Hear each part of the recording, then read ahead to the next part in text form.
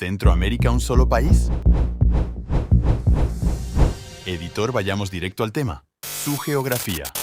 Antes llamado la República Federal de Centroamérica, fue una nación que surgió de la Asamblea Constituyente de las Provincias Unidas del Centro de América, el 22 de noviembre de 1824.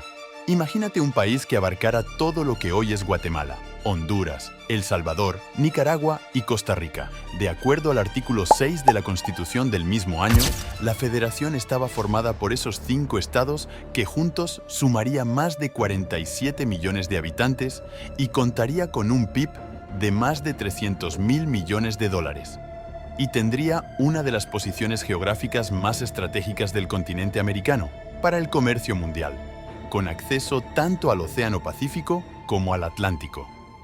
El actual territorio de Belice se consideraba parte del estado de Guatemala y por lo tanto del país, aunque una parte ya era controlada por el Reino Unido. En 1838 se formó un sexto estado, Los Altos, con capital en la ciudad de Quetzaltenango, con los territorios del occidente de Guatemala y el territorio del actual Soconusco de Chiapas, México. Añadir que en ese entonces Panamá formaba parte de la Gran Colombia. Identidad nacional. Capital. La República Federal de Centroamérica tuvo su capital en 3 diferentes ubicaciones.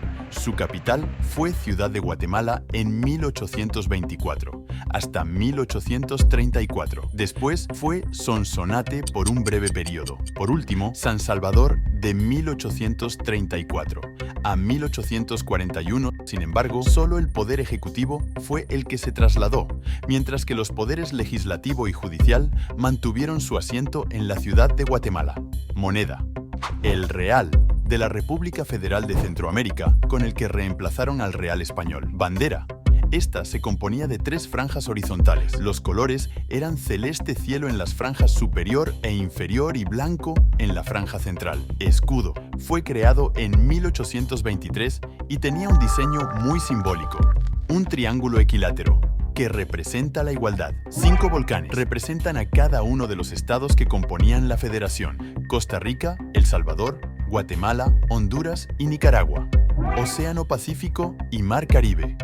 Los volcanes se figuraban bañados por las aguas de estos 2 cuerpos de agua, representando la ubicación geográfica de la federación. Arco iris cubría los volcanes, simbolizando la paz. Gorro frigio, enastado en una lanza esparciendo luces. Este es un símbolo clásico de la libertad. En torno del triángulo y en figura circular se escribía con letras de oro el nombre del país, el cual variaba con los cambios políticos del momento. Su primer presidente, Manuel José de Arce, de nacionalidad salvadoreña. Himno nacional, La Granadera. Fue el himno de la República Federal del Centro de América.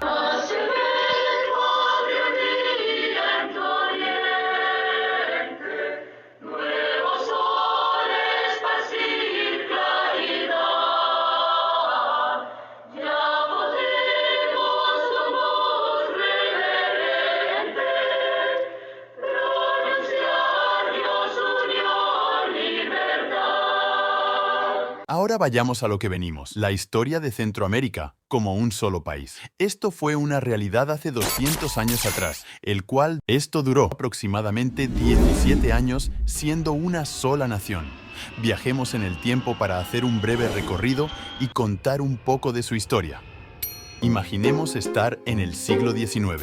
Gran parte de América Latina está inmersa en las guerras de independencia del dominio europeo.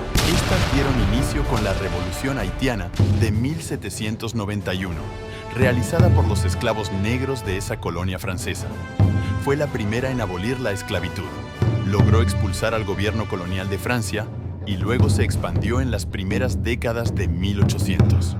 En Centroamérica también se gestó un movimiento independentista, pero a diferencia del resto de América Latina, fue pacífico, sin derramamiento de sangre. Fue básicamente un movimiento criollo promovido por las élites comerciales de Guatemala y El Salvador para enriquecerse con los nuevos lazos comerciales que esperaban adquirir para entablar lazos comerciales con potencias como Inglaterra, Francia, Holanda y Estados Unidos. No se trató por una revolución social o política. no supuso una mejora inmediata de las condiciones de vida de los campesinos centroamericanos y los que no formaban parte de las élites. Las insurrecciones que se habían presentado contra la corona española en El Salvador, Guatemala y Nicaragua eran más bien inconformidades relacionadas con los acuerdos comerciales, el cobro de impuestos y aspectos relacionados con la Iglesia. Como resultado, Centroamérica se independizó de la corona española el 15 de septiembre de 1821. Mientras tanto, México concretaba su independencia el 27 de septiembre del mismo año, dio resultado al surgimiento del primer imperio mexicano. Estuvo al frente Agustín de Iturbide. Este hombre ofreció a Centroamérica la posibilidad de una anexión al imperio mexicano para crecer en influencia territorial. Ellos vieron la necesidad de mantenerse unidos, también veían en el imperio mexicano y su poderío militar una ayuda para mantener el orden en una sociedad diversa. En 1822, el 5 de enero, con la mayoría de votos a favor y algunos en contra, se concretó la anexión con México. Posterior a ello, como casi en todos los países de América Latina en México, también hubo una época convulsa marcada por las guerras civiles, la inestabilidad política, económica y por las guerras contra potencias extranjeras, por lo que el imperio de Agustín de Iturbide solo duró muy poco. Tras su caída, se rompieron los lazos entre México y Centroamérica. En 1823, delegados de las provincias que conformaban la Capitanía General de Guatemala se reunieron en un congreso en el que se decidió el futuro de la región. El primer resultado de dicho congreso fue la creación de la Asamblea Nacional Constituyente. Posteriormente, el Congreso dio el nombre de Provincias Unidas del Centro de América, a lo que alguna vez fue la Capitanía General de Guatemala. Asimismo, lo declaró un territorio libre, independiente de España, México y de cualquier otra potencia.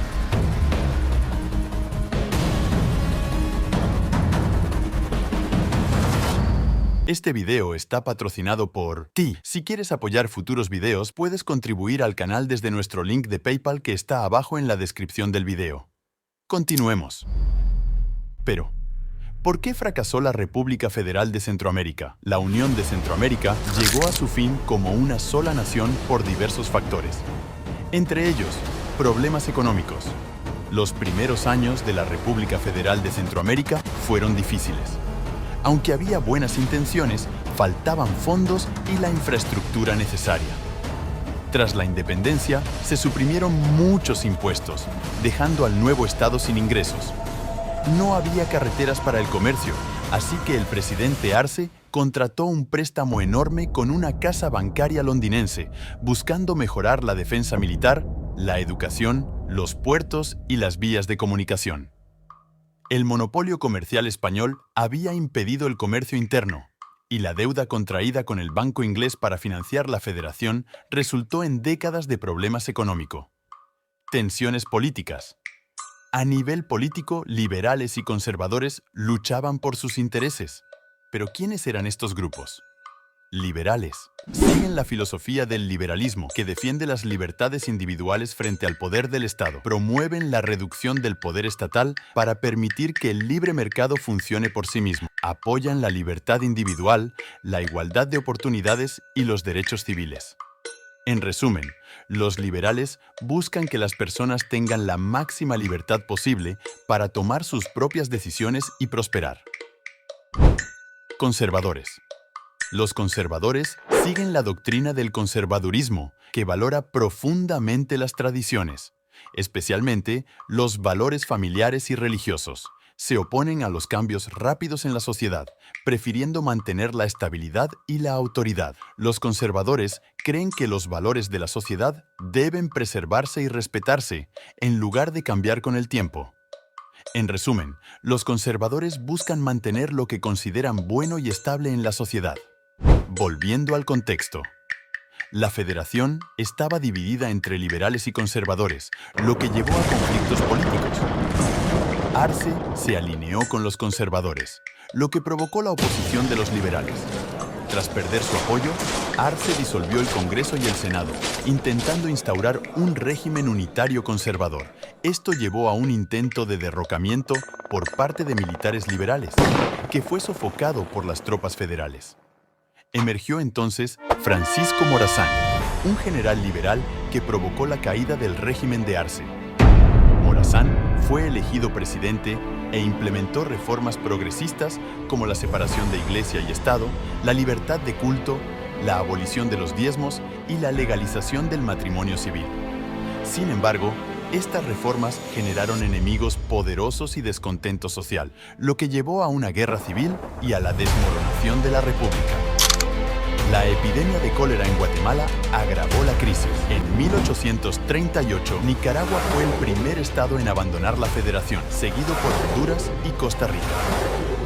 El jefe de Estado de Guatemala declaró disuelto el Pacto Federal y los estados se convirtieron en repúblicas independientes, aunque el Estado de El Salvador no lo aceptó hasta 1841. Luego de la desunión, hubo varios intentos de volver a unir a Centroamérica como un solo país. A pesar de numerosos intentos de retomar la integración centroamericana, no fue hasta la segunda mitad del siglo XX cuando se fundó el Sistema de Integración Centroamericana, SICA, respaldado por la ONU. El SICA busca consolidar la democracia, fortalecer las instituciones, combatir la violencia e inseguridad y desarrollar un bloque económico regional. Sin embargo, algunas de sus instituciones, como el Parlamento Centroamericano, han sido criticadas por su alto costo y falta de resoluciones vinculantes. Los críticos lo consideran un adorno muy costoso para los países que lo conforman. Otro acuerdo importante es el Mercado Común Centroamericano, que busca incentivar el comercio regional. La República Federal de Centroamérica representa un capítulo histórico de gran relevancia, marcado por la ambición y la visión de unificar las naciones centroamericanas bajo un solo gobierno.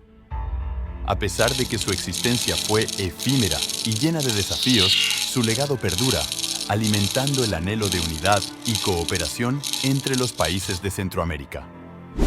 Los expertos concuerdan en que una unión económica y política en Centroamérica traería beneficios significativos para la región, aumentando su relevancia a nivel internacional. Esta unión no solo tendría un impacto económico, sino también político, ya que una Centroamérica unida tendría una voz más fuerte en foros internacionales como la ONU. En conclusión, la idea de una Centroamérica unida, aunque desafiante, es una visión que podría traer enormes beneficios para la región y aumentar su presencia en el escenario mundial. El legado de la República Federal de Centroamérica nos recuerda que la unidad y la cooperación son metas valiosas que vale la pena perseguir.